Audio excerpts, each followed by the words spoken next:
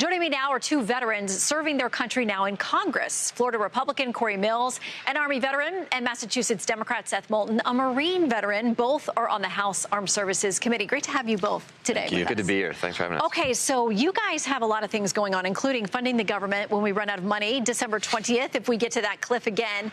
And there are questions. Some in the Senate have raised more funding for Ukraine, and that's something that's being discussed here as well. Reagan National Defense does a survey, and they asked people about this. Now, a majority still support sending weapons and aid to Ukraine, but that number has been dropping. Where do you think that goes? Well, I think one thing you see in that survey is that people are really concerned about the Pacific, about China, right? And so a lot of Ukraine is what message does this send to Xi Jinping in China about starting a war of aggression if we let Putin get away with this? So I think we all agree that we want Putin to lose here. We want Ukraine to win.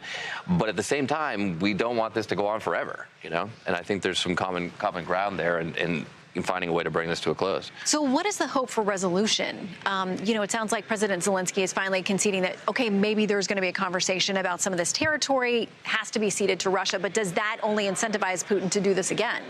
Well, it's a good question. I mean, I think that this has been handled wrong since 2014 when it originally kicked off. We have to go all the way back to 1994. We had a nuclear non-proliferation agreement that was called the Budapest Memorandum. The idea was that was to recognize not only the sovereignty, but the actual territory of Ukraine. And the Federation of Russia, the UK, Northern Ireland, the US, and Ukraine were signatories on this. So they're in direct violation of their own international treaty in which they signed. The issue is that we haven't actually tried to enforce this or put teeth around it when it comes to international buy-in.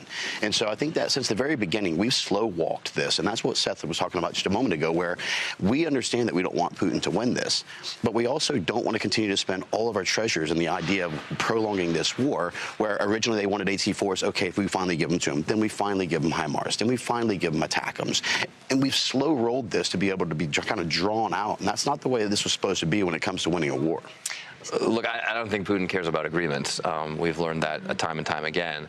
But at the same time, I mean, there have been a lot of decisions that have been the right decisions a few months late, right? And you know, if we want to win the war, that's different than just prolonging it. So, you know, there's an opportunity with the new administration here to make some changes, but we can't just give in to Putin. And I think that's the concern you hear in Congress based on some of Trump's, decisions in the past. Yeah, well, and so all of this conversation gets back to that idea of spending and how we balance this. The survey here also asked about this. 79% of Americans they surveyed said they favor spending more, increasing military spending, but they are also 69% of them concerned that the national debt will force cuts when it comes to defense spending.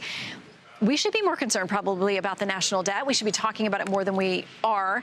But how do we balance those potentially competing interests? Well, again, this year we hit two pivotal, kind of monumental moments, which is that, one, we're going to spend more in servicing the interest payments on our national debt than our entire armed forces spending. That's a very, very key thing. And so I agree. Our greatest existential threat is certainly our national debt at $36.2 trillion. What we need to be understanding, though, is that there's other areas of government in which we can get rid of some of the frivolous spending. There's other areas of government, which is why DOGE is such an important thing with Elon Musk and Vivek Ramaswamy, is to try and get the necessary efficiencies in place, but that's not our military. What we need to be looking at for our military, increasing the quality of life and prioritizing lethality, not prioritizing things like DEI or other things that may be divisive or impact our recruitment efforts, but look at things like providing child care 5 days a week, not 2 days a week. Look at the increase in MilCon VA, where we're increasing the amount of houses on bases and the quality of it to increase the quality of life for our soldiers and our armed forces. These are key and critical things for retention, for recruitment, and also to ensure that our priorities are right on lethality, on the prioritization of our military service members, and what the transition plan is later on. Well, and coming from a military family, I just want to say I feel that we do need to prioritize our men and women in uniform and their families, because they serve right along with them, too. That's right. And actually, the budget that Congress passed will increase military pay a lot. So we really are trying to invest in the troops and their families.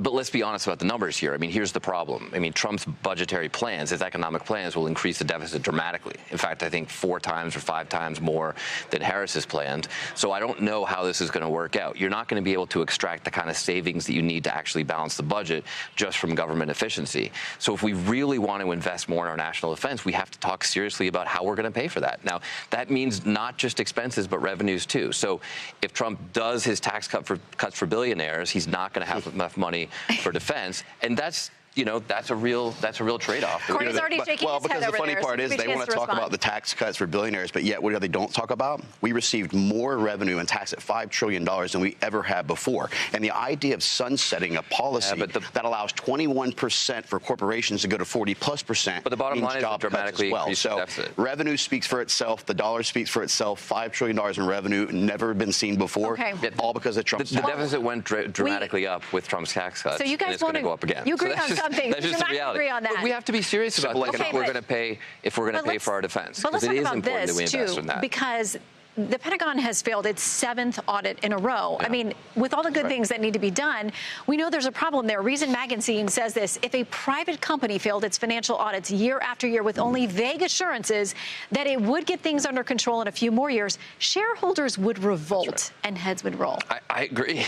I mean, we've got to have some accountability. And I'll tell you, one of the places that we really can save money within DOD is by investing in the advanced, autonomous, AI-enabled drones and things like that, systems of the future, as opposed to the big, old, heavy, manpower-intensive systems of the past. So what does that mean? We need a lot more drones. We need a lot more missiles. We probably need fewer aircraft carriers. That upsets the people at the Pentagon. They don't like to hear that kind of talk. But if you're serious about investing in the future of deterrence and the future of our military while also making sound financial decisions, those are the kinds of changes that we need to see. We haven't seen enough and again, while the Pentagon. I agree with that, autonomous AI entanglement capabilities of a drone. We know what that can do on a battlefield to leave our enemies blind, deaf, and dumb, and we know that's the way of the future. However, when we're looking at the Indo-PACOM strategy, when you're looking at 7th Fleet's actual capabilities, I don't think reducing aircraft carriers or Ohio-class and Cleveland-class submarines is going to be the answer, especially when we're looking at the future of what would be the unification of Taiwan and what is China's ultimate goal under Xi. And so I think that there's smart ways to do it, but again, to your point, 7 audits have been failed. They have $4 trillion in assets, $4 trillion in liabilities. How they can't come up with a simple solution to be able to get accountability on this is troubling for me. And I think that that's where potentially something that has an external audit, looking at IG to be able to come in as far as the Office of Inspector General to be able to do a more thorough investigation into this, but also holding the flag officers accountable that if you have a certain amount of assets under your responsibility and you can't account for them, why should you be deserving of a promotion or another posting? Well, and you mentioned DOJ earlier, and listen, they say they're going to look at everywhere and every possible expenditure and try to recoup some of this money, find places that there's waste, there's fraud, that kind of thing. Do you think that there will be bipartisan support for some of what DOJ finds? I mean, it's up to Congress ultimately. DOJ can't do anything unless you guys decide to make some cuts. That's right. And I think that there will be support for finding efficiencies and cutting waste. I mean, there's no Democrat who just wants government dollars to be wasted.